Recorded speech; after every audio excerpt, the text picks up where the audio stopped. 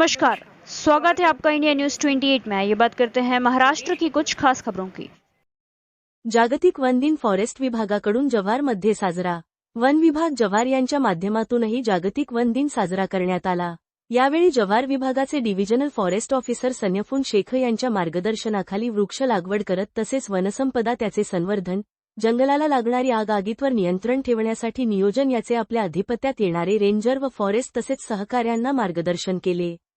सर्वत्र जागतिक पर्यावरण दिन साजरा होत असतो, परंतु जागतिक वन दिन हा क्वचित साजरा होत असतो। या अनुषंगाने सामान्य जनतेला वनसंवर्धन, वनसंपत्तीचे जतन आणि त्याचं महत्त्व कळावे म्हणून या दिनाच्या माध्यमातून फॉरेस्ट विभागाकडून जागोजागी मार्गदर्शन करण्यात येत आहे।